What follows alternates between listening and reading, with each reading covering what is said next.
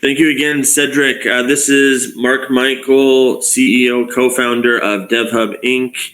And found at devhub.com, broadcasting to you live and unedited from Seattle, Washington.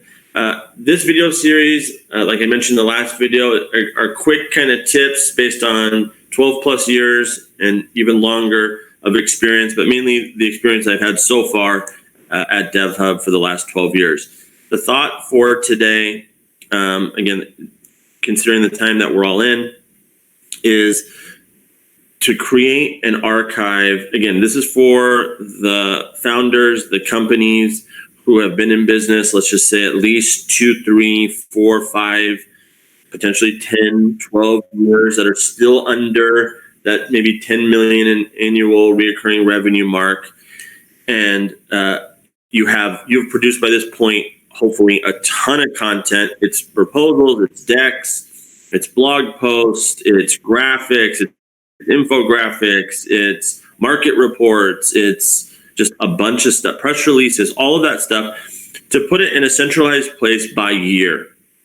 The reason why is because a lot of what's happening as we were growing, or as we are growing, I guess in a weird way, is being reused again and again and again and again. And besides like proposals and agreements, which are kind of all easily accessible, we've modified decks depending on different markets that we've been going after, different people that we've been talking to. And as our teams grow, they need to be able to go find that information in a centralized place. So in the beginning, obviously, we were using Microsoft PowerPoint.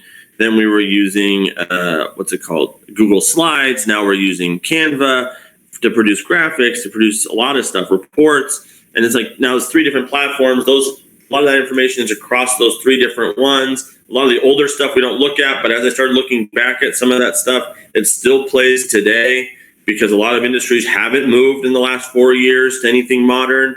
And so it's like, and we've been innovating like crazy. So I just think that there's a play, if you're a platform company, to build an archive that your employees can access that information quickly. And then also, I hope to one day eventually open up that archive, obviously with certain things redacted, but nonetheless open up that archive to potential customers just to look at kind of this mass of information that they could use for something that they might be looking to do, whether they use us or someone else.